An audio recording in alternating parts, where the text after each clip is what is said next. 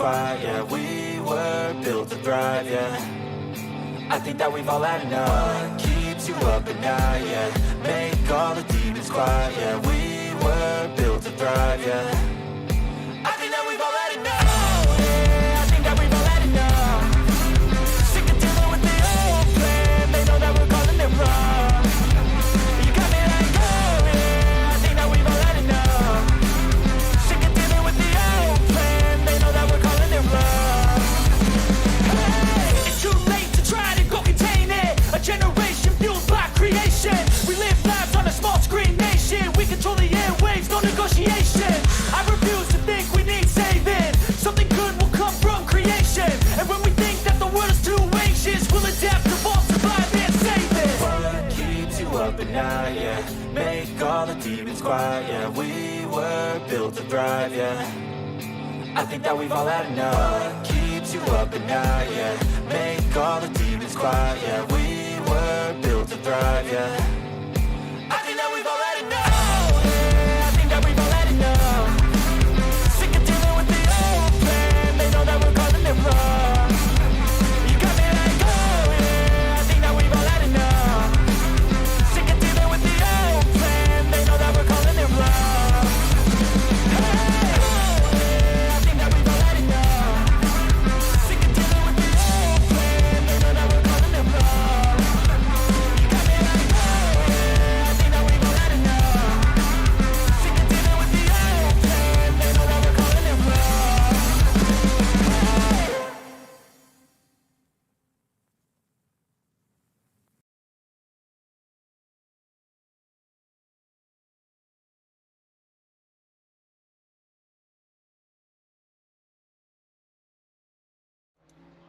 Well, hello everybody. Welcome to Plebian Racing's inaugural GT4 season, round 4 at Bathurst.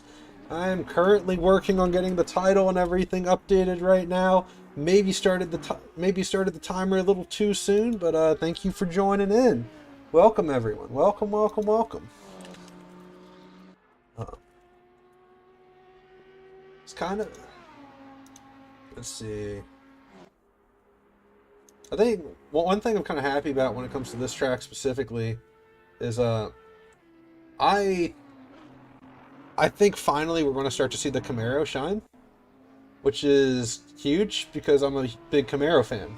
So I constantly have been complaining that the Camaro has not been shining, you know. So I think this is going to be one of the few tracks that the Camaro has some pace, and I'm really hoping to see James, Leeder, and a few other drivers really show up tonight and just show that the Camaro is still a competitive car in this game, because it means a lot to me. Yes.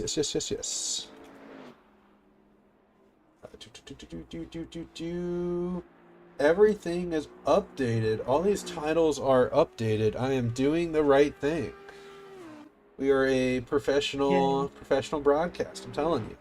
Joining me in the booth is Pasha Patterson from Zero Bandwidth. Is it Zero Bandwidth Motorsports or Zero? Oh well, yes, my pretend racing organization, Zero Bandwidth Autosports, but you know, I'm just a guy in my basement in a rig. It says real as Plebian Racing. Yes, it is accurate though, because we are plebs. Wait, what is the back of Peter's car? So friendship is magic. That is. Yeah, his livery is based on Rainbow Dash from the popular cartoon series My Little Pony. Friendship is magic. That is terrifying. Oh, it's fantastic. I love it. I want to show it to my daughter. She'd go nuts. I get that's one way to get her into racing. I'm wondering what she already has a personalized bright pink MX-5 with her name on the license plate in Assetto Corsa, because of course she does. That's awesome. Is it just like bright pink, or did you add some decals and stuff to it? Oh, as well? just like pure magenta, just like. Oh, that's great. Unspoiled pink from bumper to bumper. Does she ever drive it? Oh yeah, she's taken it for a couple of laps at LA Canyons and a couple of other tracks. Yeah, it's good times. That's awesome. So I'm gonna go ahead and do personal bests, and let's get. I believe that's. Yeah. Speaking of custom liveries in Assetto Corsa, pivot a little. You still on your BMG grind, Pasha?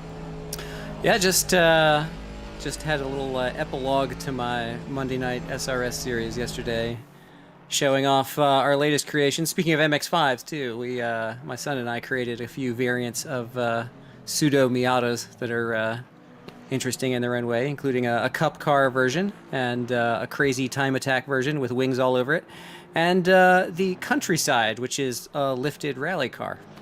So it's good times. It was awesome. Glad you were having a good time with that. And I'm trying to see if I can get some family members into racing. I recently gave one of my siblings a shot, and they couldn't figure out how to do the gearing, and they said there's too much going on and got out of the rig. So far it's not going too well. But just seeing if I can convert anyone else. Start people off in a nice easy paddle shift car and then move up to the H pattern. They didn't leave second gear. They were going around the track in a second gear, and anything faster was too fast. The whole time. Exactly. And then in the corners, obviously no downshifting, so that was just entertaining to watch.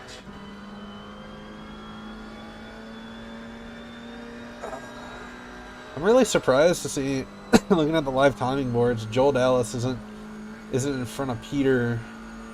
I don't know, just in practice it looked like Joel pretty much effortlessly put a lap above Peter, and I don't know, it's just kind of surprising to see. It's surprising to see him that far off, I guess. I wasn't really expecting him to be a few tenths off.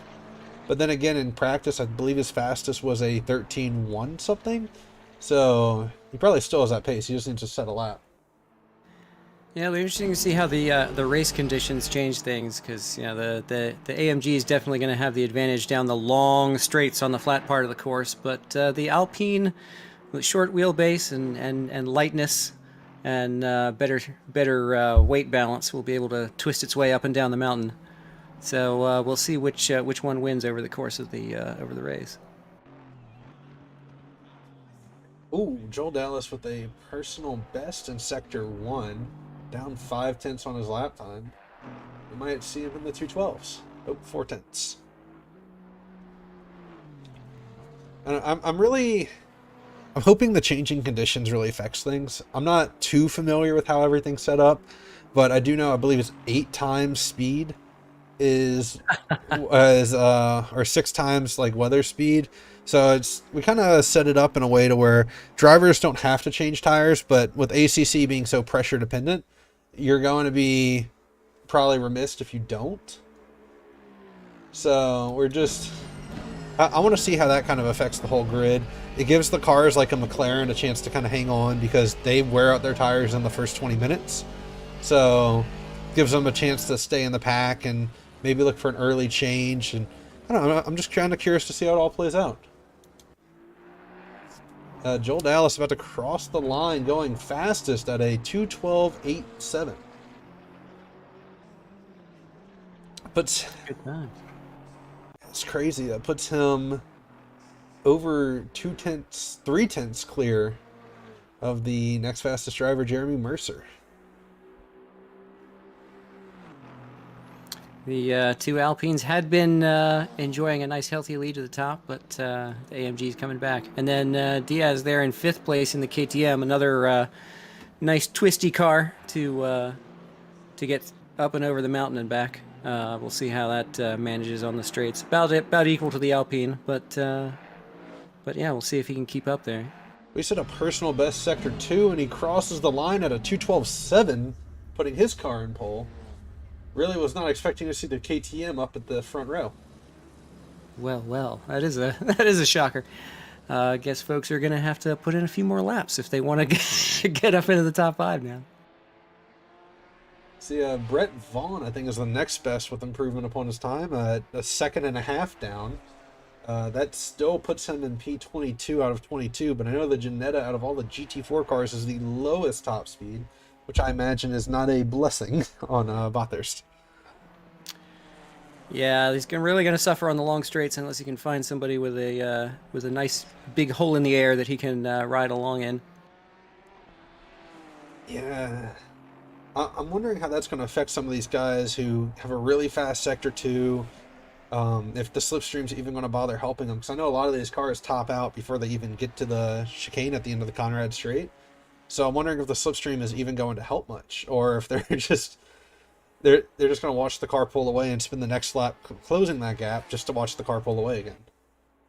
Could see some bump drafting alliances forming throughout the race. It's, with a contact model like ACC, it's kind of a scary thought. Brett Vaughn down 2 seconds on his best time. If he can manage to set this lap, that'll move him up into P21, knocking John Crane down. But, let's go back on board with Vaughn around the final corner.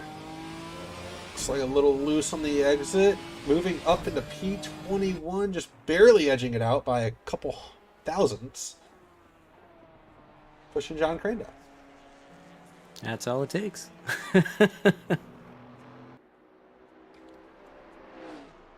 Ooh, Jeffery Bray stuck behind traffic, it looks like.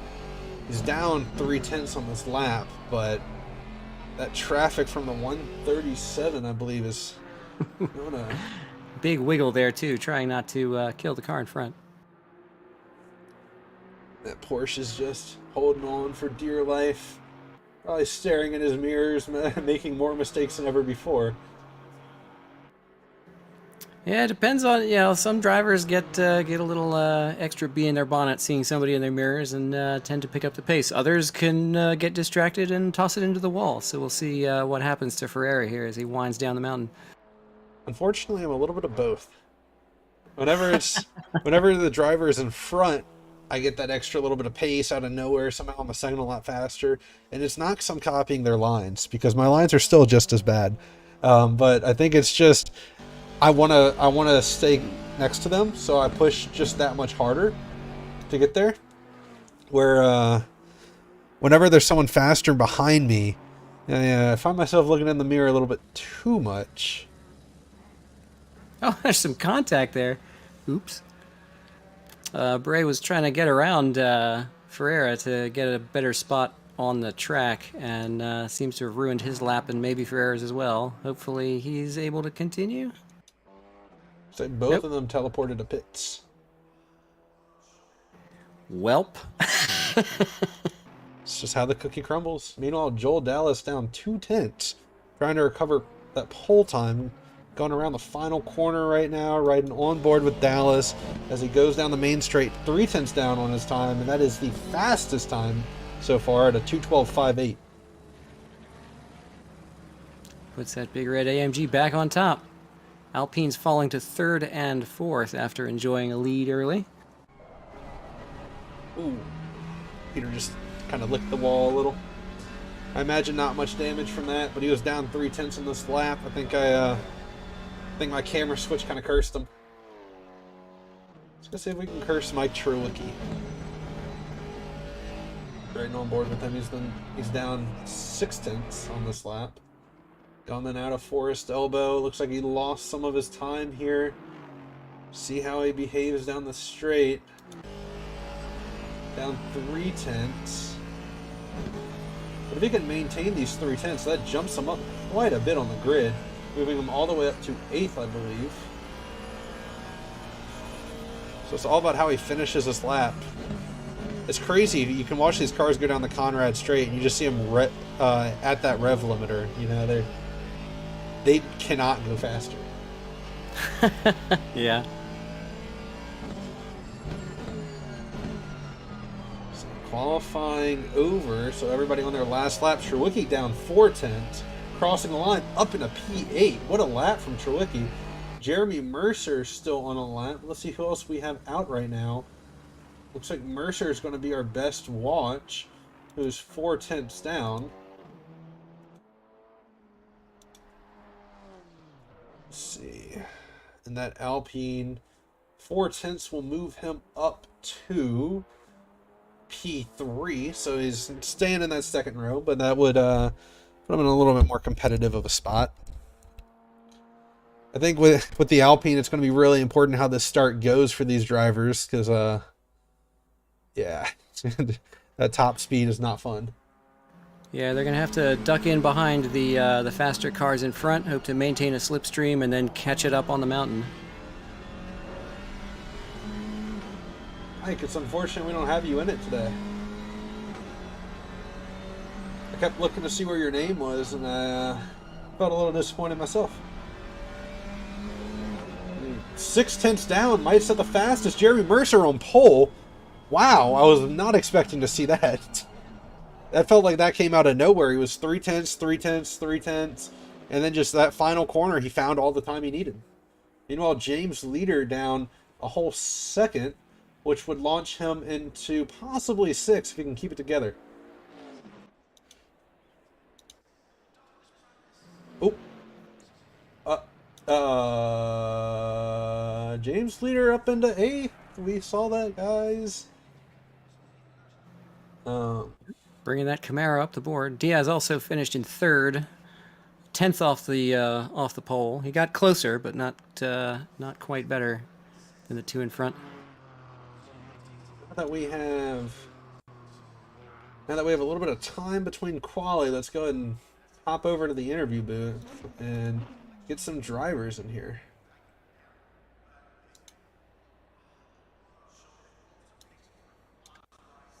Jordan, Nixon, and Peter O'Brien. How are you two guys doing? Oh, hello. Who's in here? You and Nixon. Oh, that's slow, dude. That's funny. Ouch. Starting directly behind you on the It's the fine. grid. He won't catch me down the straight, so it's not that big of a deal, right? Right, Jordan? Okay. I like the talking we're getting out of him. Maybe he just lost all motivation after you called him that slow dude. It's fine. He knows his place. Oh. What did you say about me? Called you slow, bitch.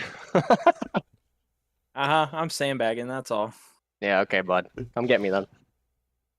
Yep, you'll be staring at my rear bumper once I All remove right. all the sand from my car. The sand's probably what's keeping you from spinning it, but all right.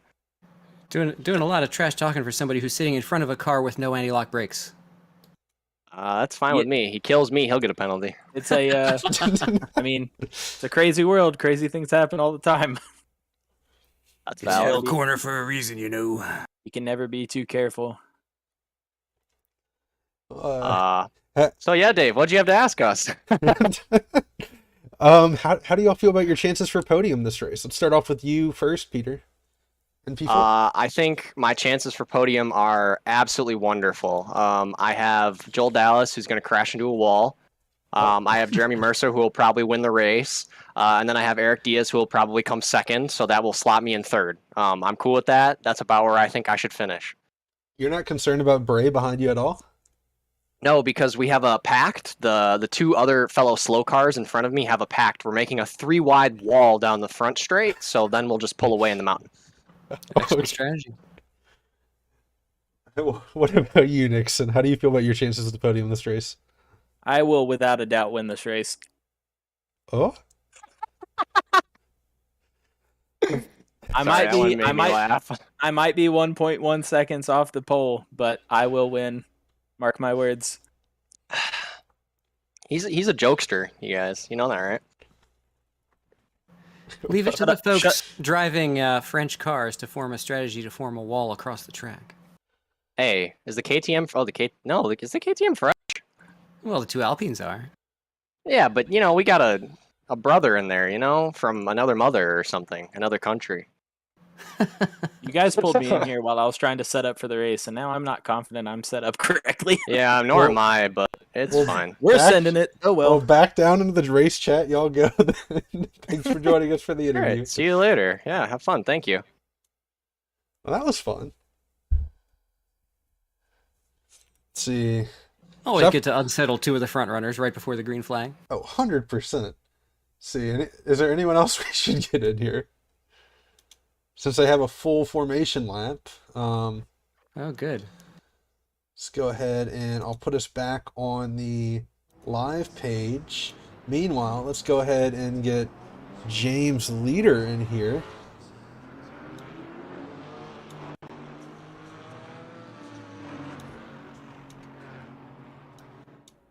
Oops. James, you're in the commentator's booth. Well, hello. Hello, hello, hello. That was a crazy last lap from you.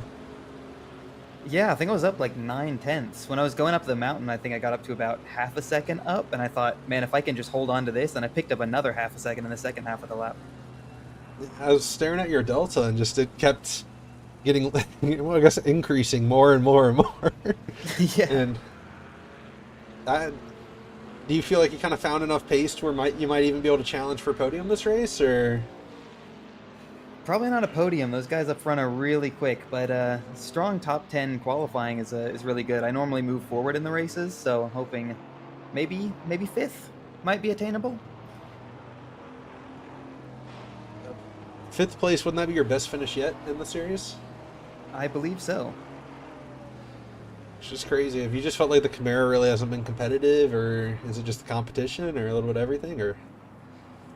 I think a bit of both. I've been struggling with the Camaro on a lot of the tracks, getting it to actually go around corners, but here it seems like there's not as many long sweepers. It's just a lot of quick direction changes, and if you throw it around, it'll get around. You can stand it on the brakes and get it to turn. So I haven't been struggling as much here. It feels like it wants to be a little bit more compliant, so I was able to get a bit more speed out of it. Well, are we going to get you all 60 minutes without some damage, or without some damage Ooh, that you can control?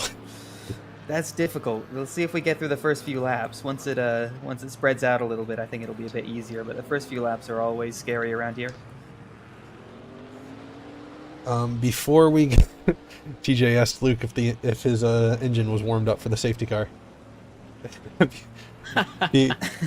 Before we throw you back in, Pasha, do you have any questions you want to ask James? Yeah. So is the good old American Camaro a little bit more durable when it gets into the pileups at the cutting? You think we'll be able to just sort of force your way through and survive the race? I'm not too worried about it. This thing can take a beating. There you go. Well, break a leg, James. I'm going to throw you back up into the chat. Thank you. Hopefully we see a little bit more than a P5 out of you. Let's hope so. Good luck. Alrighty. Oh, you wished him good luck. That's done it. I feel wrong if I don't. I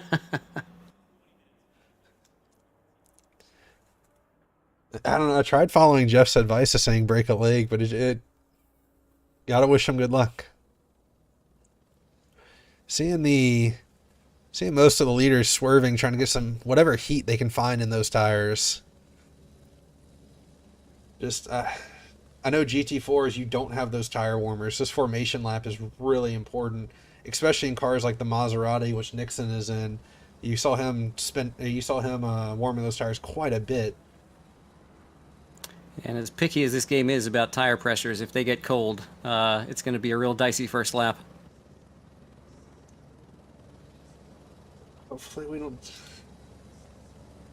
Hopefully all these drivers are feeling confident right now. They feel like they're in pretty good spots as we're getting ready to round the final corner. We have the top five being Joel Dallas in first, Jeremy Mercer in second, Diaz in third, Peter O'Brien in fourth, and Jeffery Bray in fifth. Rounding the final corner. And getting ready to start this race. And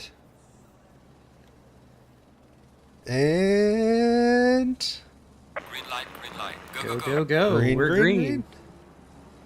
Going down. Boogity, or something. Looks like Joel Dallas is able to keep it up on the inside, and he has all the speed he needs going down the main straight, or going down the straight. So now it's just between Diaz right now and O'Brien. Seeing if Diaz can maybe out-edge that Alpine. Doesn't have any speed going down those straights. If the Alpine can keep it together, he might be able to maintain that third place position. On the inside, going into Griffin's Bend. Looks like Peter's able to get it, and Jeffery Bray sticks his nose in. On the outside of Diaz, going through what I believe is Hell's Corner. Yeah, that would be T1. This is cutting. Oh, this is the cutting. O'Brien doing a good job there, holding on to that position after being left out of the draft, going down the straight. He held onto the inside line going into Quali, and now holds on to the place. It looks like Diaz lost 2 positions on the starting lap, falling to O'Brien and Jeffery Bray. Both of them doing what they can. Mercer is only 3/10 behind Joel Dallas, but I feel like that's only going to increase as we get through the straights. Meanwhile, there's a big fight at P12, 11, and 10, seeing what they can make. See if... Ooh, oh, and there's a pile up at the dipper. Somebody getting turned around there in an AMG. Couldn't catch who it was. Maybe the 666 there of Trewicki. But yeah, a whole lot of cars scrambling for a clear path. I'm not seeing anything to indicate a safety car. I think this race might... Oh, as all the drivers look like they're slowing down. Safety car is deployed, according to Race Chat. So we have some cars making it out of Sector 2 now. I'm trying to see on the map who that is. That's Joel Dallas in the AMG, I think, who got turned around. That'll be disappointing for him. Luckily, that safety car is going to give him the opportunity to close the gap, and I'm sure podium's not out of sight. He was blistering fast in quali, blistering fast in practice, and he's a pretty good driver, so I'm sure he's going to be blistering fast throughout the race. Bray is the other AMG who seems to have lost out there in the 21. His hood is at a jaunty angle, waving hello to the crowd. The pit is now open. See, pit's open. Let's see if some drivers go ahead and take their pit stop early with a little bit of damage. Carson Schultz in this lap. Derek McCord in this lap. Jeffery Bray in this lap. See if Joel Dallas goes in this lap. Looks like he will not be. See if we can go ahead and... see, where is that safety car driven by our steward, Luke Bomeister? There it is, the beautiful CEO of Pace safety car going down the street. Joel Dallas only just making it out of the chase and down to the pits. He's just coming in pit entry now. He suffered some pretty severe damage there. He's going to be in the pits for a while. Let's go ahead and let's see. He's coming in. He's about to go to his pit box. Hopefully he can get it before they come around this lap. See one of the drivers going and leaving. I believe that is Derek McCord on his way out of pit. Yes, you have Carson Schultz still in there and Jeffery Bray still in there. Everybody trying to get their repairs done as soon as possible. Trying to stay in front of the safety car and not miss out on the advantage of being on the lead lap.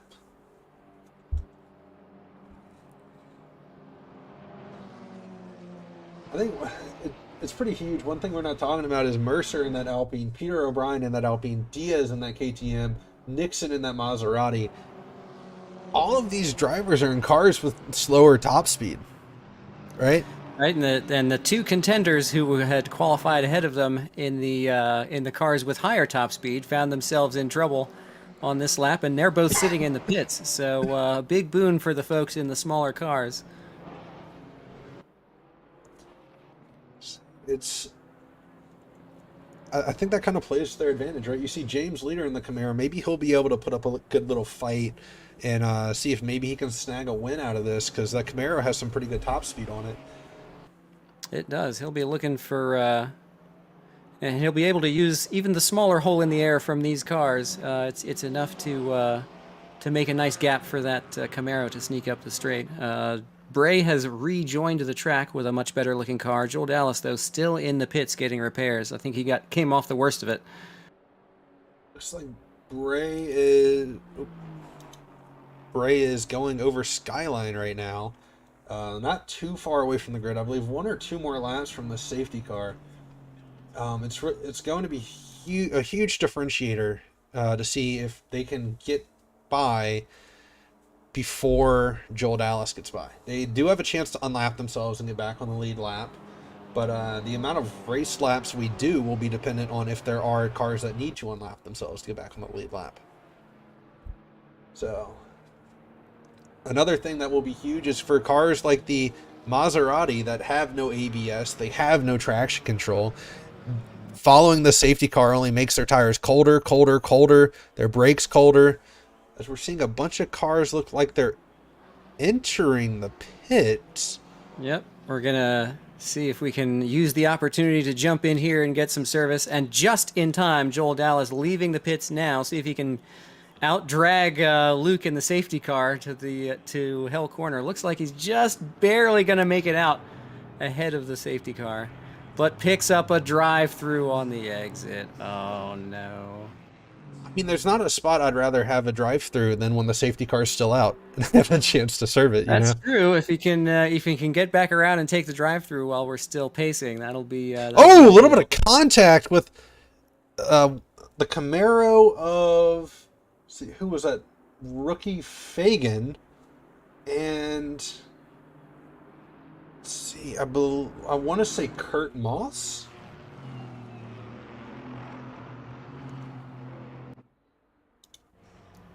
Did we perhaps forget that the cars do not ghost under this artificial safety car situation?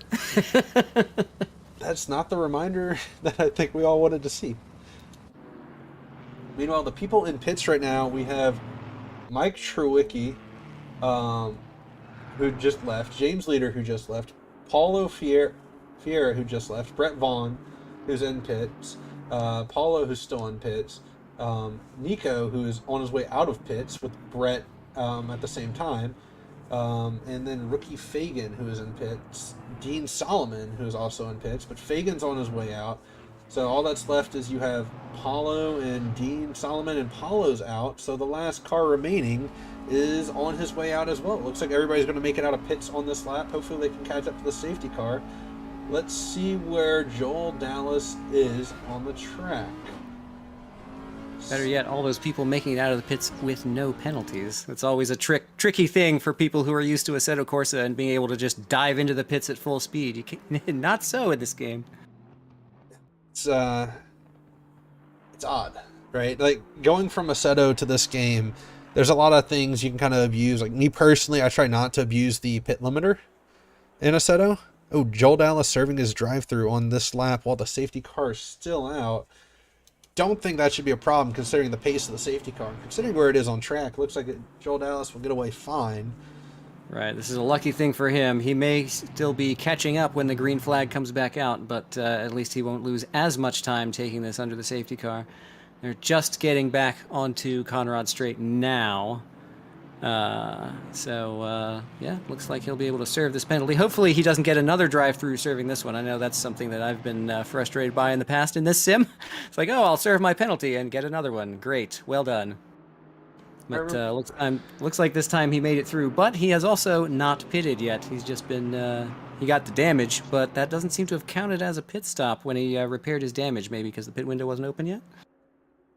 A pit window, I believe, was open when he went in. I think it was open as the lead cars were going past the pit lane is when it opened. So he should have just been under that window to where he was able to get that valid pit. But let's see. Let's go ahead and pull up pit stops. And we have... See, Joel Dallas is showing as one pit stop, so I believe his pit stop was valid. I imagine a lot of these cars that dove in weren't diving in to repair damage, but it was more of a strategic call from them to actually just go ahead and get the pit out of the way now while they can. John Crane, we're seeing head in. Was that the Camaro that ate damage, or had some damage earlier. Let's see, we're seeing a bunch of cars pitting right now. Kurt Moss, Ilpo, too many names. Fernando Silva, John Crane, like I said. Let's see. Oh, John Crane was the car that got damage earlier, coming out of T1.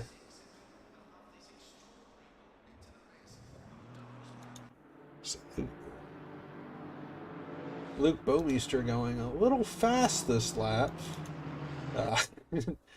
Going 8/10 faster than his previous lap in the CEO of Pace Plebian Racing safety car. Not sure if he's going to use the blinkers to indicate that he's coming in, but if he's picking up the pace, that'll allow people to start grinding their tires a little harder and see if they can get him back up to temperature before we go green again. It's going to be really important. John Crane, last driver in the pits, is currently out, with them not even reaching Skyline under the safety car. I think Crane's going to be fine. This might work out best for him out of everyone. Being able to have this hot lapping session to go catch up to the safety car pack. I think he'll be the one on the hottest tires, hottest brakes, and I think We'll also have Joel Dallas trying to make his way back through the field. At this pace, he'll be able to catch them as they get to the foot of the mountain here. Oh, Kurt Moss now showing a drive-through. I think he may have been in that second round of pit stops and may have been a little too exuberant on his entry or exit there. So on my live timing board, I'm not seeing a pit stop for Moss.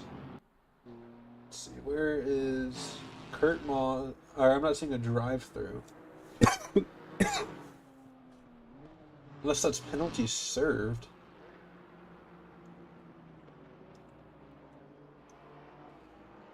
Let's see. Going down the Conrad Straight, we have the Plebian Racing 420 CEO of Pace. Go ahead and ride on board with the safety car.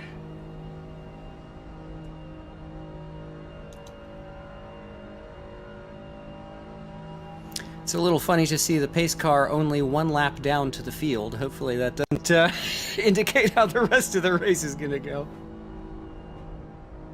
I think Safety car in this lap, according to chat, so we'll get back to the green flag when we come around next time. it's great to hear driver and pole right now, because the safety car and all these pit stops have changed up the order a little.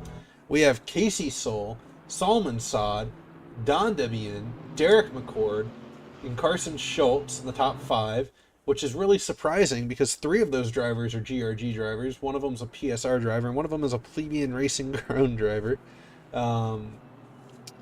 It's really, really shocking to kind of see this field jump up in the order it is. Usually we're seeing Nixon at the front, we're seeing Bray at the front, we're seeing, the safety car has kind of changed quite a bit. It sure is. We're back to green now. Sol, Saud, and Debian did not pit under that yellow, so they're going to be leading the way here as we head back towards the mountain. Looks like Saud has the speed, has everything he needs, going up on the inside of Sol. But just not... Looks like once he left the slipstream, he didn't have everything he needs anymore. Bray and McCord just changing positions, fighting it down the straight. And that is the worst TV camera of all time. Peter O'Brien, Carson Schultz, Nixon. They're 2 by 2 heading towards the cutting. It's always scary. Oh, you're seeing an Alpine on the outside of Carson Schultz. Nixon on the inside of that Alpine. Looks like the Alpine concedes the position to Nixon. That was Jeremy Mercer conceding that position. Now Peter O'Brien directly behind Derek McCord, seeing what he can get out of this. O'Brien wasting no time trying to get back up to the front of this field. Winding his way up the mountain in that little Rainbow Dash Alpine. The one thing that scares me a little for O'Brien is that this car has no top end. So he's going to try to make this pass in Sector 2. But there's nowhere to make the pass in Sector 2. So But He gets coming a out, huge exit there, coming onto the straight. He might actually get this pass done in the slipstream. but you see McCord just pulling away. It doesn't look like there's anything O'Brien can do. Meanwhile, Bray and Dibien swapped positions going down the straight. Mercer and Nixon swapping positions as that Maserati can't really do anything. But to the Alpine, maybe it does stand a chance. Meanwhile, Nixon now at threat from Juan Carres. Juan Carres on the outside going into the final corner. Looks like Carres has the speed. I don't think he's really worried about making the move here. Sticks after the main straight. There's another very long straight. A chance to just go ahead and pull on that Maserati. Right behind Carres is Middleton and the McLaren. The wicked drift coming out of Murray's onto the front straight, and he maintains that place and bottles up the rest of them 2 by 2 behind him. Nixon with a massive defense holds onto the position and now pulls away. There's a 5-car fight right now for 10th. You have Juan Carres in the Porsche. You have Mike Middleton in the McLaren, Sherwicki, and Eric Diaz fighting. And to finish it out, you have James Leeder, who started this, I believe, in 6th. I don't know what happened to him falling all the way down the grid. Trewicki in that black AMG moving all over the place on the straight, trying to find a gap through the traffic. Now they string out, heading up towards the cutting. I don't think anybody wanted to be door to door heading up towards the mountain. Now, there's no more safety cars, no more chances to make it back. So I imagine that was all she wrote for all she wrote going into this lap.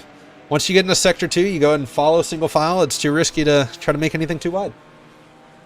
Race control just came across with a 5-second penalty for Saul. He's in 2nd place right now, trying to hold with the top 3. Not sure what the penalty was for, but yeah, that'll if that's assessed, that'll at this point take him down well down the order, because the pack is still pretty well bunched up.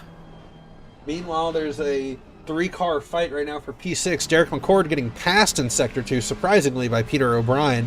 And Jeremy Mercer wasting no time trying to see if he can make a move on Carson Schultz and that McLaren on down this Conrad straight. But it doesn't look like anything's going to be done. McCord kind of taking advantage of this, just going ahead and pulling away from the cars behind him. You know who also would like to join this fight is the Maserati of Jordan Nixon, who, again, has no top speed, so he just watches these cars fight in front of him. Yeah, the top speed advantage or disadvantage doesn't seem to be playing as big a part as we had worried about earlier in the race. These guys sticking right together. Peter O'Brien closing in right now, and Don Debian, who's in 4th and has not taken that pit stop. The only driver in front with the pit stop is Jeffery Bray. With these changing conditions, he might go back and take another one, but for now, looks like everything's working out for him.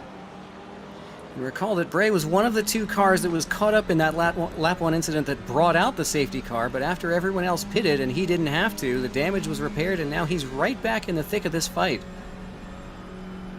Up the inside, we see O'Brien send it on Don Debian. That move sticks, but there's more fighting going down the straight as we have Mercer still fighting with Carson Schultz and Jordan Nixon right behind him.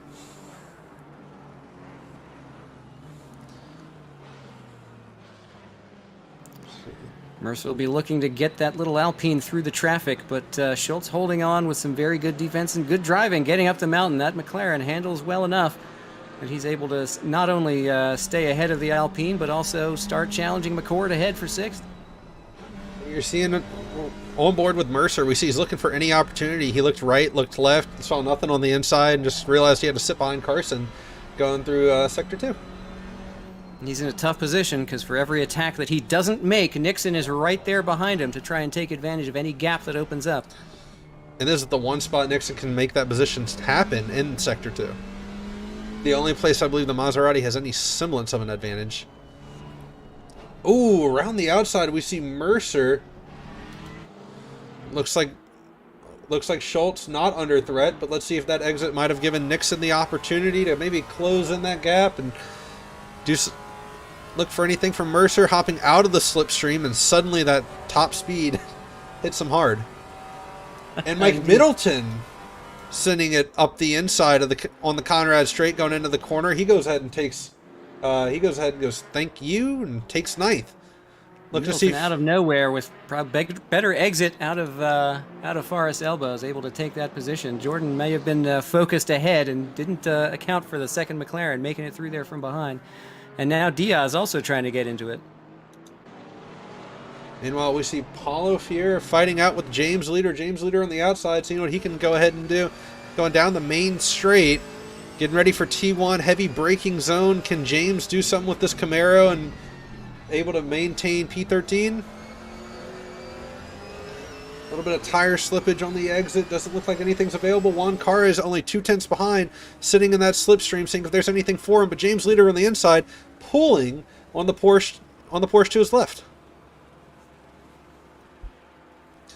And now behind with Juan Carr as Joel Dallas decides to join that fight. A little bit of contact between Fiera and James Leeder, but James Leeder looks like he's able to stick it up the corner and take that position. Joel Dallas looking very opportunistic going around the outside, decides better of it going into Sector 2, realizing that mountain section is quite treacherous. James Leeder maintaining... Oh no, and now we've come up on an incident in the corner. And Ferreira coming off the worst. He didn't see it coming. Oh, and backing up into the Audi of Solomon. What a mess. Right there in the cutting. They were so focused on their own battle, they had no idea that stuff was happening ahead of them, and they just plowed right into it.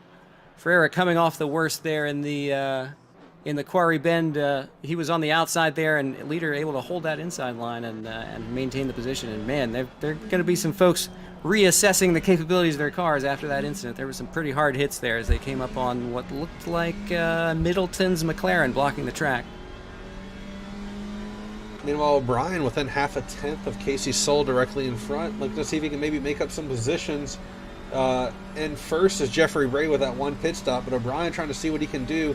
Don Debian behind with no pit stops, but then he has a bunch of drivers who have went ahead and served their pit this race directly behind. Yeah, so Udsol and Debian still hanging in there. They have the pace to maintain their position for now. Hold up 1 second, Pasha. We have Mercer sending it up the inside of Jordan Nixon. Going down the Conrad straight. He decides to back out of it, thinks better of it, but Nixon off the track. I don't know what... Oh, and Mercer off the track. Both of them taking a little slide. Nixon's brake failure there that he ran off the other side of the chicane, and now they both have damage. Nixon somehow able to pull it back onto the track. You could see his left front wheel just completely lock up, and he just sent it into the sand. But now he's back on the track and trying to make up that time. And Diaz right behind him looking for anything he can get. Sadly for him, there was not enough speed lost from Nixon to make a move. But going down this straight, maybe the KTM can do something. Oh, Casey Soul right now and Solomon Saad just changing positions. Peter O'Brien sitting right there, seeing if he can maybe get back into the podium positions. Soul overtaking Saad, and Peter trying to close in Sector 2 as much as he can. Yeah, both of these guys in front have to pit. Peter doesn't have as much of an incentive to pass them on that regard, but he does want to get back in touch with Bray and fight for the win. So he doesn't want to get held up by these guys too much because he has bigger fish to fry in the front of this field.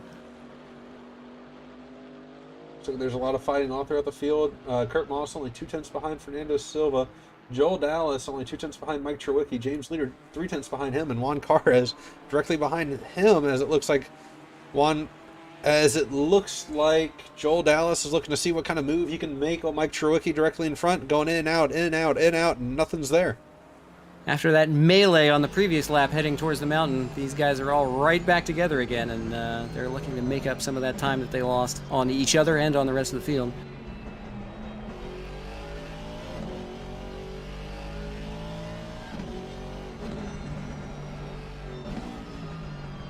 Treacherous mountain section coming out of Forest Elbow. What kind of exit can Dallas get? Looks like quite a poor one as you see Trewicki starting to pull away. But James Leeder only 3/10 behind, trying to close that gap to the best of his ability. 4/10 doesn't work out for him either.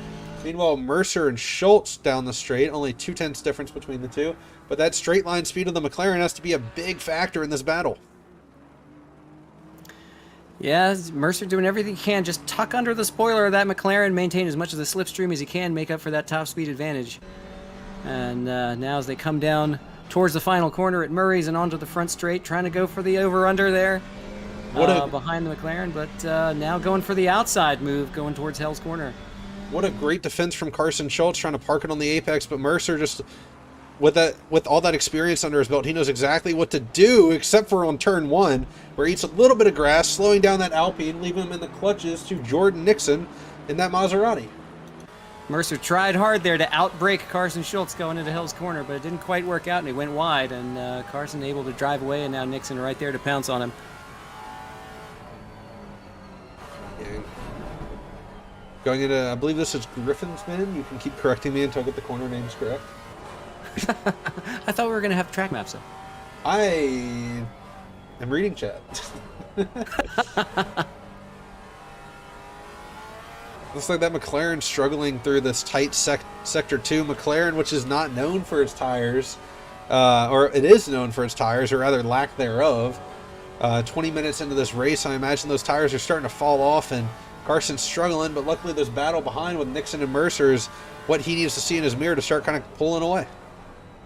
Yeah, the more these two can distract each other, the better he can do, but oh, it seems to have gotten a little loose there going up the hill, and now they're right back under his bumper. See, meanwhile, throughout the field, we have Joel Dallas directly behind Trewicki, looking to see if he can make anything happen. Getting ready for Forest Elbow, seeing if he can set up the right exit he needs to make a move happen. But we saw Eric Diaz right behind Nixon. Let's go ahead and go back to that fight, as Mercer's only a 10th on the outside, going it down Conrad straight in that Alpine. Top speed in the McLaren, you see it just slowly pulling away, but Mercer hopping right into that slipstream. You see Nixon looking to see if he can hop into Mercer's slipstream. He's starting to pull, get a little bit closer going down the straight. Just see a whole train of 6 cars all held up, it feels like, by Carson Schultz. Everybody trying to fall in line. Still 30 minutes to go. I think we've seen a little bit of an overexcited battle in the early part of the race. Now I think everybody's trying to maybe settle in a little bit, trying to see what advantages they can get, but maybe just get to the end of the race. When you look at this group, it's Mercer, Nixon, Diaz, Joel Dallas, all the people that were doing really well in qualifying. Meanwhile, you see Mercer on the outside of Schultz. You see Trewicki getting passed by Diaz, getting passed by Dallas in the back. Mercer overtaking Schultz. Schultz sitting in the slipstream. Let's see if he might be able to fight back for this position as Nixon's in the slipstream on him. Mercer doing a better job getting the braking into turn 1 and able to pinch down to the inside, giving Schultz plenty of room, but also not too much room. And Nixon on the inside backs out of it. Taking a look, filling Carson's mirrors, trying to make him distracted, maybe make a mistake and give him the inside, but nothing doing there. A very, very, very tough section right now. You have Joel Dallas still behind Trewicki. I don't know what happened there. But now you have Nixon probably chomping at the bits to try to get around Carson, knowing Mercer is going to start pulling away. Now with all these distractions, you have Joel Dallas making up the time. You have James Leeder catching up. You have Juan Kairos catching him. So and Joel Dallas with a little kiss of the wall going up the hill. That Mercedes is a little tough to handle through the twisties. It's definitely not a car I'd want to be driving here, that's for sure. I don't want to be driving the Camaro, my true love. I think he was trying to run no wing, TJ. I'm not sure if he ended up sticking with that. Through Forest Elbow, looks like he got the better exit than Schultz sitting in the slipstream. And we also see Diaz and Trewicki going down Conrad Straight, right next to each other. Trewicki pulling ahead of Diaz. James Leeder now joining the fight with Joel Dallas in the back. Now it's still a 7-car train with Juan Carres joining in. Trewicki looking to see if he can do something on the inside of Nixon. Nixon turning in on him, a little bit of contact, but looks like everybody gets out fine from that. Going into the chicane, you have Trewicki on the outside taking the position. Diaz and Joel Dallas looking to see if they can do anything to get Nixon's position right from him. Trewicki had a huge run coming out of Forest Elbow, got 2 positions out of it as he was able to out-accelerate everybody down the track. Joel Dallas, 2 positions. Joel Dallas, 2 positions. He overtook Diaz and Nixon. And meanwhile, you see Diaz looking to see what he can get done on Nixon. Well, these guys were top qualifiers. They're coming back through the field after those early incidents, and they're showing their pace now. Seeing slipstream battle down the straight. Can anything be done? You know, you have Trewicki and Schultz directly in front. I'd like to watch both battles, but sadly we can't. Looks like the Maserati's winning out on this straight line speed battle, which is not something I'd expect. You see Juan Carres on the outside of James Leeder. See Eric Diaz on the outside going through turn 2, looking to see if they can get anything done. Nixon looks like he made the corner, but you see James Leeder looking to see if he can do anything on the outside, going into the cutting. Meanwhile, John Crane and Kurt Moss fighting down the straight, and looks like Kurt Moss was able to take that position from Crane pretty handily. Oh, but then hits the wall going into the corner at Quarry Bend, and Crane right back through in the Camaro. Kurt's not going to be pleased with himself there. I hope he didn't pick up too much damage, and now Fernando's on him as well. See, let's go ahead and hop back on with Fernando and Kurt Moss in this little battle they have going up. Let's see if we can get a better look on Kurt Moss's car. Does he have a lot of damage? It looks like just a few scratch marks. I imagine he's probably very thankful that his car, it looks like it's doing mostly fine, trying to close back in on John Crane ahead.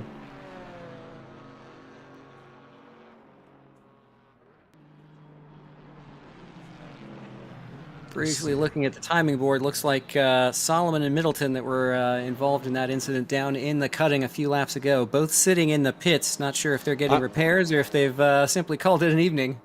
I'm sorry, Pasha. Right now we have Carson Schultz and Joel Dallas going down Conrad Straight. Joel almost turning in on Carson, going down the straight, causing Carson to maybe hit the brakes on the inside into the chicane. Joel Dallas puts the car, parks it on the apex in front of Carson, leaving him at risk to Jordan Nixon behind. Great moves from Dallas, working his way back up the field. Almost going a lap down early in the race. And, big little bit of contact between Nixon and Carson. Nixon going around on the inside, deciding to stick with it. That penalty will be his later in the race. Carson, meanwhile, only losing out to Nixon, but James Leeder on the inside. Diaz touching Carson now. Carson across Diaz the track, touching up the back of Carson. Touching James. Diaz back into Carson. And Leeder strangely coming out the worst of that, getting tapped into the wall. Carson will not be happy of those multiple contacts from Diaz going down the front straight. That was less than wonderful, and Leeder still stuck after Hell Corner trying to get the car rolling. And now he gets going, but with a lot of time lost for other people's incidents there. And you see Juan Carres and Carson still fighting it all the way down the straight, but Carson's able to stick it around. Meanwhile, going down the straight, we have Kurt Moss still behind John Crane. John Crane behind James Leeder. James Leeder might have a lot of damage as it looks like Crane's just pulling ahead, no problem. Kurt Moss pulling ahead, no problem. Is he going to lose 3 positions in one corner? Yes, he does, as Fernando Silva pulls ahead, no problem. See if we can get a better look as we see James Leeder's hood is barely attached to the car. That's got to be a rather unpleasant experience. Let's ride on board and see what it looks like. Yeah, it looks like he's really struggling trying to drive this car around. It's really unfortunate for him. He was an innocent bystander in that incident between Carson and Diaz, but he just got turned around by all the cars banging into each other, and now he's got to fight the car and the traffic to get back up and through the field. It looks like some crazy good battles going down the mountain. Looks like James Leeder's starting to find the pace. Maybe his car's messed up, but at least in Sector 2, he's still able to show that he has it under control and can definitely whip this car around. Meanwhile, Juan Carres, let's go ahead and rock the heli view as he is on the outside of Carson Schultz going down the Conrad Straight, which will be the inside into the following corner if he can keep it all together. Little close. Oh, a little bit of contact between Schultz as he turns in on Carres, but Carres is fine. He gets out of this no problem. It's only Schultz who loses out here. Schultz not able to slow it down as much as you'd think on the sand, but does get it back onto the track. Man, he has just been bullied this lap from practically everyone he's come into contact with. I think this one was on Schultz. The other one with Diaz, that was definitely not Schultz's fault. He got hit twice in the rear, and there's nothing he could have done about that. But Schultz and Diaz right there, that was Schultz and Juan right there. That was definitely on Schultz. Meanwhile, down the pit straight, we have what looks like John Crane and Fernando Silva right now fighting it out for P14. Yep, Kurt Moss has made it through there, and now Silva gets through, and now it'll be Crane and Leeder trying to fight. Another 5-second penalty for 137. That is Ferreira. Where is he on the track? He's down in 20th place. Not sure how he picked that one up. Might be corner cutting, but just watching the. Oh, he looks like he has some damage as well, sliding around through the chase. Meanwhile, Nixon looking to see if he can make a move on Derek McCord. That's going right on board as he's going through the mountain section. Nixon trying to move up into P8, regain as many positions as possible. And it looks like he might be able to, and he does overtake him through Skyline. What a move from Nixon. Around the outside in Skyline in the Maserati with no ABS. What a hero move. He's had that. Oh, and now McCord smacks the wall coming down the mountain. That won't help his pace. Losing out to Diaz, but it looks like his car looks kind of fine. I think, yeah, he lost another position out of that, but it looks good. Let's go ahead and ride on board with McCord. Let's see how this is down the straight. Oh, looks like he might have some damage. He sort of pancaked it on the wall there. Maybe the slightly flattened left side will be more aerodynamic, you know? So, I bet you what he's hoping. We're starting to see the gaps kind of separate a little, but not over yet. We're just seeing some of the drivers that were holding up everybody. They were being overtaken. Now some of the faster drivers are still starting to close in. We have Mike Trewicki, who is serving his pit stop right now, who just got overtaken by Joel Dallas.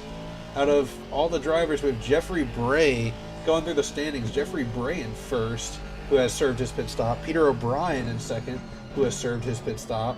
And then Salman Saad in third, who has not. Casey Soul in fourth, who has not. Followed by Mercer, Joel Dallas, and Nixon. So this is a three-person fight basically right now to see who can claim that third podium slot. Well, it's just incredible to see after that early incident that shuffled the order and put all of the top qualifiers way down in the field. You know, Joel Dallas was almost a lap down. Bray was also way back there. And now Bray is leading, Dallas is sixth, O'Brien is back up to second. All these guys who were buried in the field have now shown their pace in qualifying and shown it in the race as well.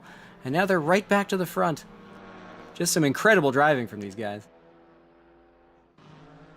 It's been really good, but what's surprising is some of these drivers we haven't really seen racing a lot of other people, and they've kind of been by themselves for most of the race. I'm starting to see a lot of damage on them. Like if you look at Casey Soul, I don't see any paint on the front of her car. But Well, it starts with a nice matte black, you know. just a little bit extra detail on that front bumper. Just trying to spice it up a little bit. Casey Oh, we Soul- saw Trewicki in the pits earlier, and now he has showing a stop and go for 30 seconds. Must have exceeded the pit limit, so that'll be frustrating for him. I know I've cursed my fates taking pit stops in this sim a few times, and I'm sure he had some good pace and was showing it earlier, and that'll be a costly penalty. Yeah, when you don't feel comfortable. Meanwhile, Salman Saad going in to serve his pit to go serve a pit stop. He currently has 0 in the race. He's going to go ahead and give up a few positions, but I imagine he's going to come out around 10th. It'll be interesting to see with everybody pitting so early in the race under that yellow. These guys who are pitting later under green flag, sure, they'll lose a lot of time under green flag conditions, but they'll have much fresher tires than everybody else. We'll see if that allows them to make up any of that time, and if so, how much. I imagine it's going to be quite a huge advantage if you stay within your pit strategy due to the changing conditions. We might not be seeing any rain, but what we are seeing a lot of is changing temperatures. And as we all know, ACC is quite a hard game to drive with changing temperatures. So I imagine taking those extra tires is probably going to get you at least a second per lap. And not just fresher tires, but over the course of the race, now that the conditions have changed, these guys who are pitting late will be able to adjust their pressures for the pit stop on the fly, maybe knock them down a couple of pounds so that they'll pressure or equalize to the right pressure once they come out. Whereas these guys who pitted way early, they're going to be on worn tires at wacky pressures now that the temperature's risen now, 7 degrees since the start of the race? Did Mercer just overtook Soul? He sure did. On the mountain. That little Alpine showing its pace. I was just spectating Mercer and Soul, and I didn't see I don't think I saw it. That must have happened in a flash. That's crazy. And not just passed, but pulled away. Meanwhile, there's a fight right now, and I'm sure Nixon's getting annoyed seeing Diaz in his rear view. I think he's been there all race. And Juan Carres trying to fight with Derek McCord. Race control message just now coming across, a 5-second penalty for Diaz. Possibly assessed by the human marshals for the incidents there with Carson. So that'll be costly for Diaz, who's right now fighting for 6th, but that'll take him right down the order after the checkered flag, particularly if folks behind close up. Ooh, a little loose right there for Juan Carres, following Derek McCord. Looks like he had what he needed. Case Soul hopping into the pit. It's unfortunate for Carres, but maybe he can make a move going down this next. Wide again, coming out of Murray's onto the pit straight. Was that Kurt Moss we saw on the grid? Yeah, Kurt Moss looks like he's stopped there on the front straight for some reason. Not sure. I don't know. He's already pitted this race, so it can't be a fuel problem. Hopefully not. He did have some wheel problems in some of the other races a couple of seasons ago. Hopefully that's not coming back to haunt him. I know he has a GPU problem whenever he plays AC, but I don't think that plays into ACC. I think he's fine in this game. Soul and Silva fighting it down the straight right now. Looks like Silva is able to get it out as Soul is coming out of the pits. Into T1. Soul's going to need a little while for those tires to heat up.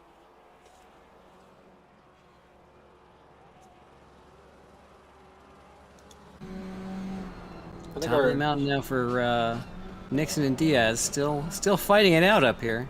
That Maserati staying ahead. Nixon has just, with the exception of that one dive across the sand going through the chase earlier in the race, he has just done a hero's job keeping that car on the track and finding those braking points and getting into some really close battles and coming out the victor. It's been really impressive seeing what Nixon's been able to do with the car today, especially with no TC, no ABS. We keep talking about it, but it's such an important feature of this game. All the other cars have it. It's just such a huge disadvantage to put yourself at. Meanwhile, I believe down the Conrad straight, we have Juan Carres right behind Derek McCord, looking to see if he can maybe position the car up the inside. Deciding better of it, sits in the slipstream. Maybe he can make a move into the chicane. No, nothing to be done, but that doesn't mean it's the end of this fight right here and now. As you see through the chicane, Carres looks like he has the better line, but a little bump unsettles the car, but still on the outside going into this corner. See what can be done as he's far and ahead away from McCord, as McCord drops down into 8th and Carres now up into 7th. Carres with an incredible out-braking maneuver there going into the final corner, able to pull ahead on the outside and and maintain the place. Meanwhile, just while we have fights going on, Casey Soul able to keep this gap close to Fernando Silva directly in front. There's Kurt Moss again, just relaxing. I still don't know quite what he's up to, but into T1, Silva and Soul still battling this out. A little loose from Soul, but I don't think there's going to be a move to be made on this lap.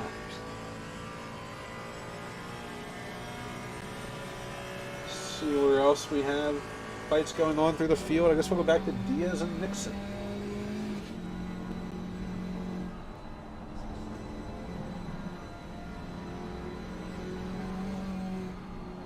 You mentioned how surprised you were from Nixon, but just can you imagine going through this whole mountain section in Bathurst without traction control or ABS?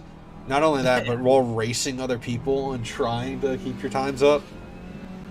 I mean, TC you can get around with feathering the throttle and doing some various things, but ABS on the coming down the mountain, through the dipper, through Forest Elbow, trying to make those braking points downhill, and then coming up to the chase after going flat out down Conrad for at the top of top gear. Just an incredible job by Nixon trying to just keep that car on the track and brake in time for these corners. Not only that, but he seems to be pulling away from Diaz behind. But Casey Soul going down the mountain, closing it into where it's only 2/10, make that 1/10, directly behind Fernando Silva, getting the better exit, it looks like. The slipstream, everything she needs, down the Conrad straight, leaving Forest Oboe around the outside. Let's go to the helicam, riding on with these two, side by side. And not anymore. Casey Soul files single file directly behind Fernando Silva, looking to see if maybe there can be a move made through the corner, but no, nothing to be done as Casey Soul sends it up the inside. She's going for it there. Side by side, coming up to Murray's. She's got the inside line. Can Fernando hold on to it on the outside? Maybe. Who breaks first? Not quite close enough to make a move, but maybe down the straight, Casey, or maybe down the main straight, Casey might be able to get something going into T1. See, closing in the slipstream. Nothing to be made, but just keep it together, get this exit right, and you have P10 handed to you. Doesn't look like Casey was able to do quite what was needed through that corner. Looks like the rear tires are giving Casey some issues. I think I saw a little bit of a slide through that corner. And still, Silva's not going to be ignoring Saul behind him. As long as Saul can just fill his mirrors, make him know she's there. The fight's still on. Ooh, see John Crane using this to his advantage and sneaking up on these guys. And he's just shortened that delta a lot more as Casey slid around the corner. This is not CarX, Casey. This is ACC, Assetto Corsa Competizione. It was quite a spicy drift though, as Casey collects a little bit of the wall. Just a brush. I think Casey's just set out to defy everything today. If there's any doubt that Casey's trying hard to maintain this position, that doubt is now erased.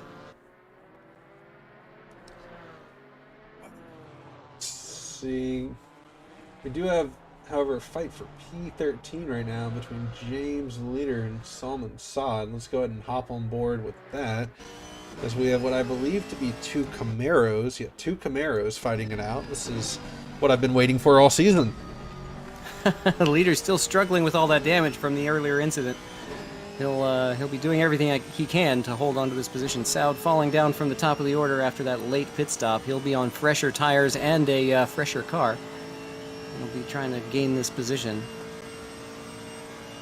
Up the inside, going through Conrad. Saad takes it from James Leeder, but James Leeder not quite done yet.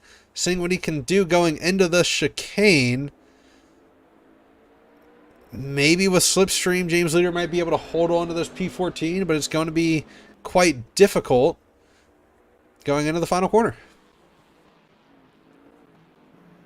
James normally has the pace, but he has a very wounded car. So it has a little bit of a drift coming out of Murray's. And then they have to avoid this still stopped car of Kurt Moss. He's got to be dead stick right now. And he's a very experienced sim racer. There's no reason he'd be sitting on the track like that if he could help it. He must have been somehow disconnected in a way that doesn't allow his car to just go poof from the track. But it's something we'll have to keep an eye on for the rest of the race, maybe. I'm kind of surprised we didn't see anything from the stewarding team, sending him back to pits, maybe a DQ, just something to get him out of the way in case there's a battle going down that main straight. Granted, I don't think it's going to be too much of an issue. We only have 3 drivers battling it out right now. Fernando Silva on Brett Vaughn for P9, Eric Diaz on Nixon for P5, and James Leeder on Salman Saad, who is starting to pull away through this mountain section for P13. So I think with 10 minutes left in the race, we're starting to see these battles kind of calm down and people starting to just see what they can do to maintain these positions, but not everyone. I think James is just going to be happy to bring this car to the checkered flag after all the damage except for that incident. And Diaz now still on the back bumper of Jordan Nixon, but with that 5-second penalty that's still on the... ooh, hello. Little bit of contact from Soul. Let's... A TV camera, I believe that I believe the hood is no longer attached to that car. Oh, so looking like another having hit to trouble the wall, steering really struggling. into the wall, spinning on the straight. Imagine Crane just tightened up a little. Yeah, that little bit of contact on the wall must have broken the steering on that Porsche, and it was Saul was just a passenger at that point. Oh, that's really tough, because that battle earlier, he was standing right in there and maintaining that position, but now that's a very wounded Porsche. I'm not sure quite what happened, but it looks like Silva overtook Brett Vaughn, but Brett Vaughn capitalizing on Silva's mistake going through the final corner. Looks like he got P9 back. See. Meanwhile, we have Diaz. Just kind of, he brought that 1 second gap down to P5, or to not P5, to 5/10. So just seeing what he can do through this mountain section. Yeah, and these two have had the pace. They've been pulling a gap on Juan Caires in 7th. I think with the 5-second penalty, like I was saying, Diaz may just be, he doesn't really have an incentive to try and pass Nixon, and the next car up the road is Jordan Dallas. Meanwhile, And, Pasha, we have Brett Vaughn and Fernando Silva going looked like too wide going into turn 3. Apologize for that. Please take it away again. I just got to be not so long-winded when I explain these things. But yeah, Diaz now really doesn't have an incentive to pass Nixon, and the next car is just too far up the road. He'll just be happy to, well, maybe not happy, but maybe strategically, best case is to team up here with Nixon, pull a lead on Caires, because this way, even with the 5-second penalty, he's not going to lose anything at the checker. Well, between Nixon and Diaz, I think both of these drivers are friends with each other. I imagine it's more of bragging rights if he can overtake Nixon right here. It's less should he, and more just, hey, I beat you out, shut up, and their next time talking. Just that instant little brag. He can carry it on through the rest of the season, letting him know he was able to make a move. And yeah, I'm sure Nixon's fighting hard to prevent that from happening. They spent so much time talking about how they could, they never stopped to think of whether they should. I'm sure Diaz did. I'm sure he didn't care.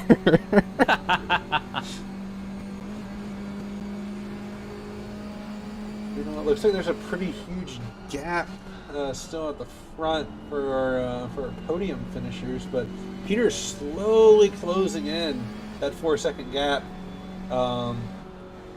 He might be able to, if he can keep this pace up throughout the race, he might be able to catch up to Jeffery Bray on the very last lap and maybe make a move. Yeah, it's possible. He's got only 7 minutes to go, but O'Brien has been very fast this season. He may be able to close that gap and at least threaten. Meanwhile, on the race control, as you might have suggested, Kurt Moss has now been brought to the pit lane by the stewards, showing a disqualification. Nobody else was going to catch him up, because I think Middleton was already parked in the pits. But yeah, the blockage on the front straight is now clear. But kind of a shame. Kurt Moss had the pace. Wonder what happened to his car or his equipment. You know, Kurt Moss is a good family man, and maybe something happened in that regard. It wouldn't be the first time in a race I've had where something happened outside of the game, and real life takes priority. That pesky real life always getting in the way of sim racing. How dare it? It's the worst every time. It seems to have no regard over the battles I want to have. Diaz closing in with incredible speed on Nixon, who looks like he goes a little bit wide. This might be the exact chance Diaz has been waiting for. Looks like he might be able to get something done into the final corner, but this is closer than I've seen him yet. Nixon defending the inside, leaving the outside of Diaz. He's going to get a better exit through this corner. Could this be what he needs? Oh, a little bit of grass, but it looks like he still has the speed he needs going into T1. All he has to do is keep it together. And I think he has the move on the Maserati. Jordan's gonna fight you on that one. Just incredible job braking for these corners and getting the run out with no mechanical assists. He is somehow able to keep that place. I'm impressed by Nixon's driving. I asked him to give me some pointers, give me a little bit of coaching, and he told me to buzz off. So he's quite rapid, and I think we all recognize that. And just this car is really showing just how rapid he is. What did something happen to James Leeder? 1 second gap diminished.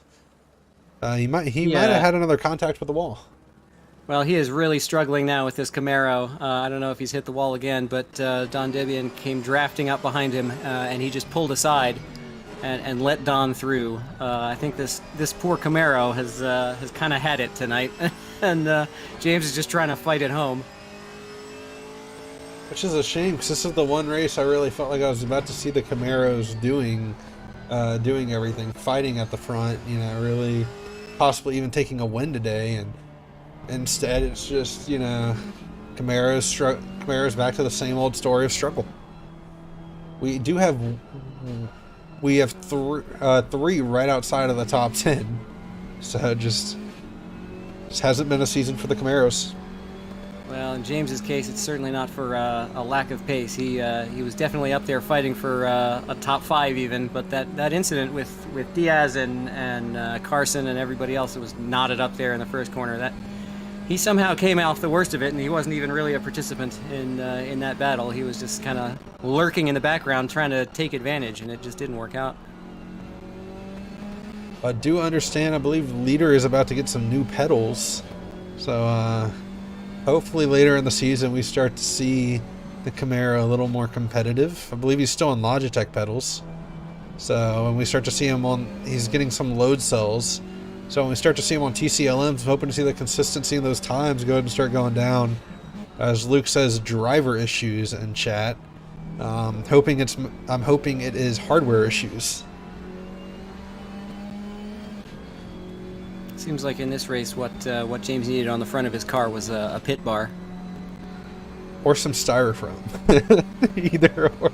Just anything that absorbs the impact, right? Anything that protects that car. Joel Dallas out of the race. Wait, what? I'm not sure.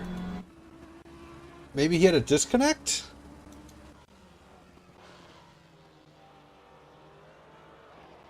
No, he's back. But he did sort of tumble down the order there. I see him now in 6th. 7th, I believe. I don't see any damage on the car. I'm not quite sure what happened there. He wasn't near anybody to have contact. I didn't see him pit. I think he just disconnected and reconnected. That's very weird. He's now 5 seconds back from Juan. I don't think he's going to be able to close that gap in the 2 minutes left in the race. Well, that's too bad. I mean, he came from almost a lap down to come back into the top 5. That's a real shame. He had just a hero's drive today to get back into contention. And now white flag. Final lap from Jeffery Bray. It's been a quiet race for him. I think the safety car, he ended up being in the right spot, exactly where he needed to be, and it couldn't have worked out better for him. Well, he was the other car with the significant damage in that lap 1 incident, but he managed to limp it back around to the pits, and it just took a little bit less time than the other wounded AMG of Dallas to get back in the field, and then everyone else pitted, and he was able to just sort of ride around behind the safety car. Wait a second, Pasha. Diaz on the inside of Nixon going down the main straight. Looks like he might have finally gotten the move done. Oh my, there you go. Dive down the inside out of Murray's and down to Hell Corner. He's going to hold on to it. Well, let's see if Nixon might be able to fight back. We were saying he might be content to hang in there. I stand corrected. Meanwhile, there's a fight right now for P11 between Saud and Crane. Two Camaros finally fighting it out. This time, I hope we don't see... I'm not going to say anything because commentator's curse is a real thing. Going down Conrad Straight, we have Salman Saud and John Crane. See if they can maybe see if Saud can make a move around the outside going into the chicane. Maybe a little bump to Crane. I'm not quite sure, but everybody's fine coming out of it. Going into the final corner. You see Saud looking maybe on the outside, see if he can make Crane make a bad move. Crane goes back to the outside to defend, putting Saud offline down onto the main straight. And these guys are just now taking the white flag, so they'll have a full lap to settle this. Meanwhile, the leader now coming into Sector 3, trying to come to the checker. It'd be great to be able to know when the leader is about to cross the line. But going down the main straight, we're still seeing this battle continue between Sod and Crane. You could not tell this was a fight for P11. That's true. Bray and O'Brien now approaching Murray's to take the checker. As soon as we see them go around turn 1, we'll go ahead and hop on board with Bray. We'll go ahead and hop on board with... okay. We'll hop on board with Mercer in a minute. Bray has now finished. O'Brien 2.5 seconds behind. And now this battle between Crane and Soud still holding our attention now. We just flipped back and Soud is through. He made a move around the outside in turn 3.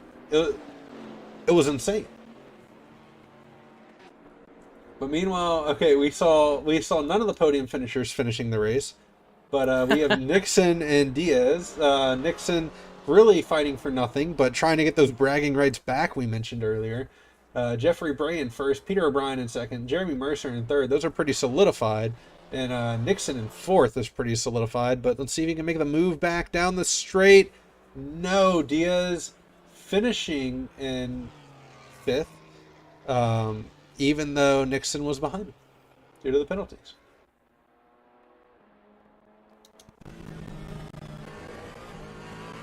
Next driver we have crossing the line is Juan Carres, and we have Joel Dallas, who we're still not quite sure what happened to him. I believe up in the podium positions and just, well, we don't know. So now catching up to Vaughn, coming up to the chase. Vaughn's Janetta looking a little more wounded than it did a couple of laps ago. Saud might have a move here for P10. Oh, Vaughn wide! Sliding wide through the chase. Is Saud going to get through? Yes, he is. Is Crane going to get through again for 11th? He's right on board. He goes right around Vaughn on the outside. Clear. It looks like he's going to end up in 11th. Brett Vaughn in 12th. Unfortunate for him. Last lap tragedy for Vaughn. He had a top 10 sewn up and then just lost it there coming down the straight. He must have had a terrible exit coming out of Conrad Straight, and these two guys in the Camaros just caught right up to him. I mean, that's good for the Camaros, but that sucks for Vaughn. That's just unfortunate. See, riding on board with the rest of these drivers. Looks like everybody went ahead and finished that was on the lead lap. So let's go ahead and swap to the interviews. Who should we interview with, Basha? Oh my. Well, let's see. Well, Nixon hung on to fourth in the Maserati, and then you have Joel Dallas making his way up through the field. And of course, you have the winner, Bray, also involved in that lap 1 incident, making it all the way back for the win. Choices. Let's go ahead and get Nixon and Diaz in together. Hello, Nixon, and hello, Eric Diaz. Welcome to the commentators booth. That was a spicy fight we saw between y'all until the end of the race. Tell us a little about it. Yeah, it was quite a dance, was it? Let's see. Out of the corners, he would Pelmos accelerate faster, and then Pelmos into corners, and I guess maybe in some corners, Pelmos start catching them. Yeah, I think we were both battling a little bit of damage from that spicy race. I believe you had a 5-second penalty at the end there, Diaz. Is that correct? Yeah. I think it was because I bumped into McLaren a bit. Yeah, you had a little bit of contact with Carson Schultz, but that's not why I'm asking. You had that 5-second penalty. There's no point in fighting for position. Was that just for bragging rights? There's nothing like fun, though. We did it for the fun. Fight for fun. Oh, for the fun. Got behind. There was 14 seconds behind. There was plenty of time. Even if we had gotten in an accident, we would have been fine.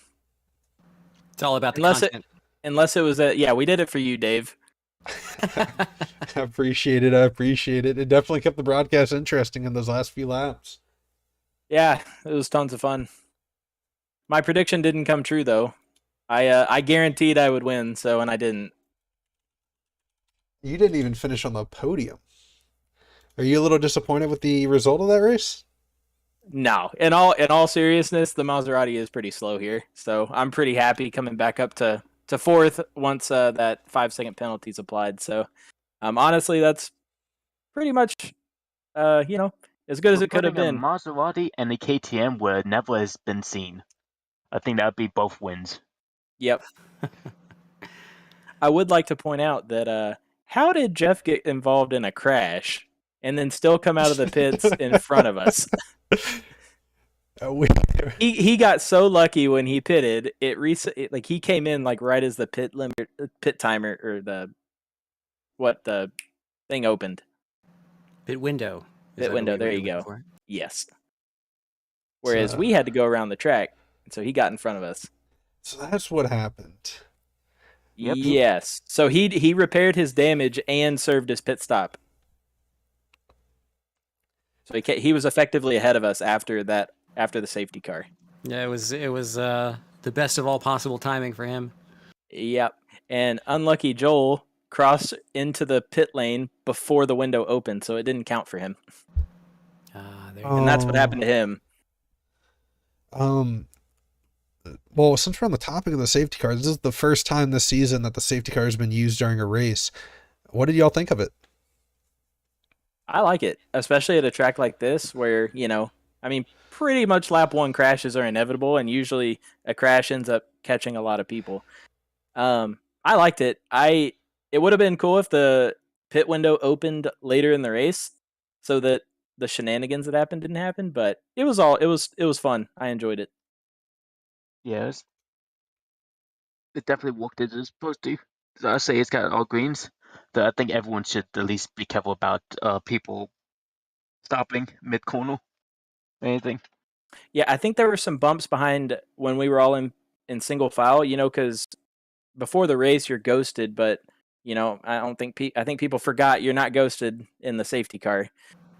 That's what it looked like. We had a couple of minor contacts there that looked like people were expecting to just go through other cars, and that doesn't work out. Trust me, we heard about it. We heard about it in chat. Oh no. Well, happy to hear it was a fun race. Best track. This is my favorite track, so I'm always down to race here. Well, you just had an absolute hero drive, considering the Maserati with no assists. You did have that one slide through the chase there in an earlier battle, but just finding all those break points and getting in and out of the corners and being able to maintain pace with these guys, just an absolute hero drive. It was not easy. Locking up into Skyline, I definitely had many Code Brown moments throughout the race, so keeps you on your toes. Well, congratulations on the great battle between you two. I'm going to go ahead and throw y'all back into the championship chat. And thanks, guys. Thanks for the great content. Thanks. All right. How about we bring Joel Dallas into the booth next? Sounds good. Joel, welcome to the commentators booth. Hi, Dave. Hi, Pasha. Hello. Well, how about that? Being involved in an early incident, coming right back up through the field. How did that go? I wouldn't say involved much as caused.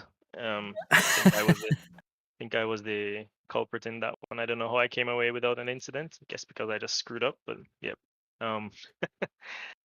The race actually ended up being really fun. I had to make some ballsy passes coming through the field, and it was good. I still had the pace. My rear tires were 2 psi too low because I don't know what happened in the pit stops, but yeah, it was still fun. What was that happened at the end of the race? Looked like you disconnected for a second? No, I had to make my final pit stop. I had to make my actual pit stop. Okay. So on lap 1, my car I had like 3 minutes worth of damage. I'm lucky to even be able to get it back to the pits.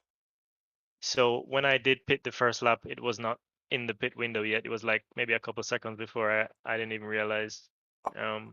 So that didn't count. And then I got a drive-through because I sped coming into the pits. So I had to serve the drive-through. Then I still had to pit for the actual pit stop at the end of the race. That's weird because it didn't show you in pits on our live timing. It might have, and I just missed it, but it was almost like you DC'd. You were in, I think, 4th or 3rd, and then just like Um, instantly in seventh. no, I was in, I think it was fifth. So there was Jeffrey, Peter, Jeremy. I think, oh, I probably was fourth, and then I fell to fifth behind Juan. That was the best I could have done. No, nothing else I could have done. Definitely was a pit stop though. I did my pit stop on the second to last lap. Well, for all the damage you had there in that incident, the safety car definitely helped a little. But to come from almost a lap down back to where you did, that was a great bit of driving. Yeah, the safety car helped a whole lot. I think some of the other guys aren't too happy with how it went because I was able to even serve my drive-through under the safety car. Now I don't know if that's legal, but I did it anyway. But no, it was really fun. I had to really fight to come back through the field, and yeah, it's Bathurst. You have to man up, or the track will take you down. So it is what it is. I want to go ahead and ask drivers about this. What did you think of the safety car as a whole? Well, it absolutely played into my favor this time, so I might be biased. I think the general consensus that it probably was a bit too early. Like, sorry, not the safety car. I'm talking about the pit window. Sorry, that's what I have in my mind. Safety car definitely did help though, because I was able to catch back up to the back of the pack just as they were going green. So it helped me for sure, and I definitely help people to repair their cars and at least get back in the race if you have something early on, a massive incident early on. So I think it's something that you should keep. And getting ready for our next race which is going to be at Indy Road, I believe, in the wet double sprint race. How do you feel about your chances going into that race? If I get top 10, I'm lucky. I'm terrible in the wet generally, and I've not done a lap at Indy maybe over a decade now, back in iRacing sometime. So yeah, I have to learn the track. I don't do well in the wet, and the Merc isn't particularly good in the wet either, so gonna be a rough one. But I'll show up, I'll drive, I'll be there. So you're not saying that you're going to wipe the floor with Nixon, Peter, and Mercer? Maybe if you mean physically, then I could take them out if that's what you want. But I could wipe them out like that when on pure pace. I don't think so. The KTM and the Alpines will be gone. Oh, it was go ahead, Pasha. When we wish good luck, we have been saying break a leg, but we're not endorsing the breaking of knees. That's not the. Yeah. Well, thanks, Joel. It's been a great interview, and I'm going to go ahead and put you back up in the championship chat. Thanks, guys, and take care. Anyone else you want to go ahead and interview with? Shall we interview the winner? Do we have him in chat? We do have Bray in chat. Let's go ahead and bring him down. Jeffery Bray. Welcome to the commentator's booth. Hello. Congratulations on your race win. Yep, last to first. Simple as that, man. Well, not just that, but almost first to last to first. Talk us through how that lap one went and how you were able to recover. Yeah. So lap one, I got past somebody on lap one, I think. So that was nice. And then before the chaos, but yeah. So Joel just flat-footed through Skyline down the hill, basically. And rolling backwards onto the racing line, I smashed straight into him. So then we both were last. He had a minute and a half of damage, and I only had 45 seconds, which proved to be kind of useful. Because then I could have been, like, I was only third out of the first people to pit. After the safety code came out. But then the pit window basically made the race. So being able to do the mandatory pit stop under safety code and being in the first group to do it, like, yeah, I went from last to third, and then so I just had to pass the two guys on the restart, and that's pretty much it. And I just kept the pace up to make sure Peter didn't catch me, and yeah, somehow won. Congratulations on your win. How do you going off the win? Do you feel like you're going to be able to carry this over into another win at Indy with the double sprint? We'll see. The Moke shouldn't be too bad there, I don't think. We'll see.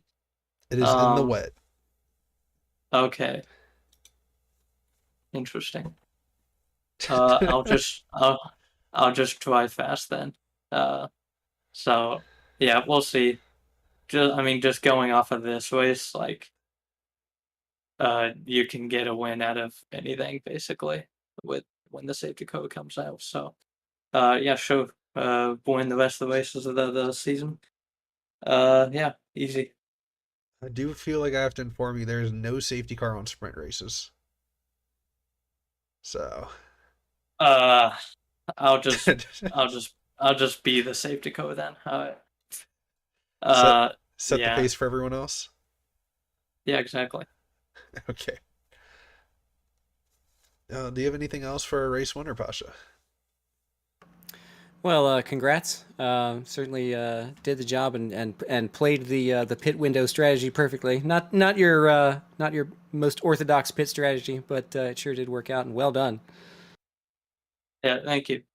I'm very glad that there's a safety car in this league, because in 99.99% of other leagues there isn't, and first time it's used for me, I've been in it, and I won the race because of it. So yeah, keep that for next season. That's all I'm saying. We'll try to do our best. Thank you, All right, Jeff. I'm going sounds to go ahead good. and throw you back into the championship chat. All right, thank you. Well, I think that's all for tonight. Pasha, do you have anything you'd like to say before we go ahead and sign off? Well, certainly a standard eventful evening at Bathurst. We had lots of good battles, and some of them went bad in the expected trouble spots, but all around clean, courteous racing, and the best we can do as folks sitting in our basements and our sim rigs trying to play imaginary race cars. But a really good battle up and down the track, and let's do it again next week at Indy.